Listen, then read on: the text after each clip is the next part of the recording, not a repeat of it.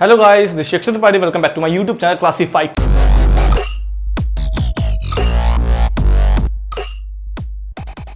कैसे हो सब? बहुत बढ़िया। हम लोग रैपिड रिवीजन की सीरीज कर रहे हैं। इसमें हम लोग मॉडर्न फिजिक्स के इंपॉर्टेंट टॉपिक्स को डिस्कस कर रहे हैं बहुत ही रैपिड फायर तरीके से।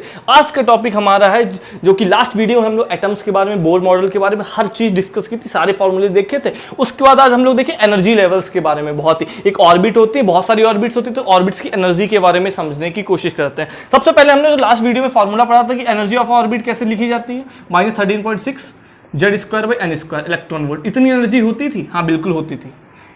इतनी एनर्जी होती थी फॉर इलेक्ट्रॉन लाइक स्पीशीज के लिए। जब पढ़ते हैं हम लोग तो ये होती थी। तो ऑर्बिट्स के बारे में देखो कि कौन सी ज्यादा स्टेबल होती है, कौन सी कम स्टेबल होती है। बहुत ही जल्दी तरीके से समझने की कोशिश करो। अगर यहाँ पे मैं फॉर हाइड्रोजन लेता हूँ, फॉर हाइड्रोजन जेड की वैल्यू कितनी हो जाएगी 1, तो टोटल एनर्जी कितनी हो जाएगी हमारी -13.6/n²। इसके फॉर्म में कुछ जाएगी हमारी एनर्जी, इलेक्ट्रॉन वोल्ट। ऐसे एनर्जी जाएगी। अब जरा चेक करो, इसलिए मैंने पहले से ही बना के रखा हुआ है जिससे मुझे देरी ना करनी पड़े। इसमें n की वैल्यू 1 डालोगे तो पहली ऑर्बिट में होगे तो वैल्यू आती है -13.6 और जितनी ज्यादा, ये पॉइंट आपको दिमाग, जितनी ज्यादा नेगेटिव वैल्यू उतना ज्यादा स्टेबिलिटी बढ़ेगी। मोस्ट स्टेबल ऑर्बिट होती है n=1। मोस्ट स्टेबल की फीलिंग क्या होती है कि वहां से इलेक्ट्रॉन को निकालना सबसे डिफिकल्ट है। इलेक्ट्रॉन वहां पे आराम से मजे में रहना चाहता है। n=2 वैल्यू डालते हो तो यहाँ पे देखो n² करो, 2 की स्क्वायर करोगे तो 4 आ जाएगा, तो वैल्यू आ जाती है -3.4, -1.3, n=3 के लिए, n=4 के लिए -0.85। ऐसे n=इनफाइनाइट पे जब बहुत ही बड़ी n की वैल्यू डाल दोगे तो इनफाइनाइट एनर्जी हो जाएगी। मतलब इलेक्ट्रॉन बिल्कुल बाहर निकल चुका है ऑर्बिट्स के। तो ये कंसेप्ट आपको समझ आया कि स्टेबिलिटी सबसे ज्यादा पहली ऑर्बिट की होती है, उसके बाद सेकंड ऑर्बिट की होती है, उससे कम थर्ड ऑर्बिट की होती है, ऐसे फर्दर चलता चला जाता है। ये कंसेप्ट आपको आई होप समझ आए। एनर्जी का डिफरेंस भी आप देख सकते हो, बिल्कुल निकाल सकते हो। तो क्या ये आप सिर्फ हाइड्रोजन के लिए ही निकाल सकते हो? नहीं, ऐसा जरूरी नहीं। हाइड्रोजन के लिए नहीं निकाल सकते। मैंने हाइड्रोजन के लिए लिया। अगर आप लिथियम के लिए लोगे तो Z=3 कर दोगे, या किसी और के लिए लोगे तो सिंपली आप कैलकुलेट कर सकते हो। बस प्रोवाइडेड कि वो हाइड्रोजन लाइक स्पीशीज होनी चाहिए। हाइड्रोजन लाइक स्पीशीज का क्या मतलब है कि उनमें सिंगल इलेक्ट्रॉन प्रेजेंट होना चाहिए। लिथियम पे नहीं लगा सकते आप, लेकिन यहाँ लिथियम 2+ पे लगा सकते हो, क्योंकि लिथियम 2+ पे सिर्फ 2 इलेक्ट्रॉन निकल गया तो 1 इलेक्ट्रॉन बचा, तो आराम से लगा सकते हो। इतना आई होप आपको कंसेप्ट क्लियर हुआ होगा। Stability down the group increase करती है, सॉरी डिक्रीज नहीं, इंक्रीज करती है। तो अभी हम लोगों ने ऑर्बिट्स के बारे में बात की थी। अब हम लोग line spectra for hydrogen atom की बात करेंगे। इसका क्या मतलब हुआ? जब अभी हमने ऑर्बिट्स देखी थी, अलग अलग ऑर्बिट्स थी। एक ऑर्बिट से जब दूसरी ऑर्बिट में इलेक्ट्रॉन जंप करता है तो एनर्जी को रेडिएट करेगा या एनर्जी गेन करेगा। अगर मान लो अपर ऑर्बिट से लोअर ऑर्बिट में आता तो हाई एनर्जी ऑर्बिट से लोअर एनर्जी ऑर्बिट में आता तो एनर्जी को लूज करेगा। अब लूज किसके फॉर्म में करेगा? फोटॉन्स के फॉर्म में। तो उनकी कुछ वेवलेंथ होगी, तो उसको कैलकुलेट करने के लिए किसने दिया था?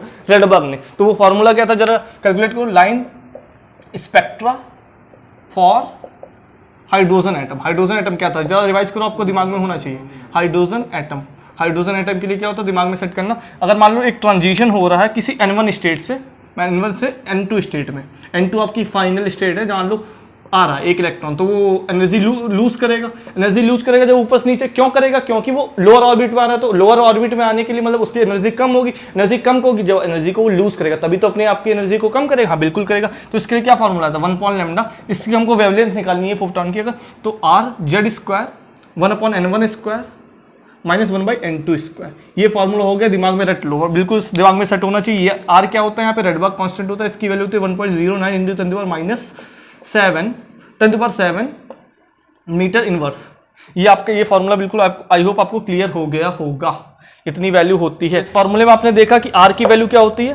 1.09 × 10⁻⁷ मीटर इनवर्स। ये क्या होता है? Rydberg constant. जेड क्या होता है? जेड होता है atomic number of the atom. Atom क्या हो सकता है? हाइड्रोजन हो सकता है, तो जेड की वैल्यू 1 हो सकती है। लिथियम होगा तो जेड की वैल्यू 3 हो सकती है। कुछ भी हो सकती है डिपेंडिंग। तो ये फॉर्मूला आपको ध्यान रखना है कि वेवलेंथ कैलकुलेट करने के लिए। अब उसके बेसिस पे ये कंसेप्ट है। ये कंसेप्ट बहुत ही इंपॉर्टेंट है। इसमें डायरेक्ट क्वेश्चन एग्जाम में आने के चांसेस है। क्या थे?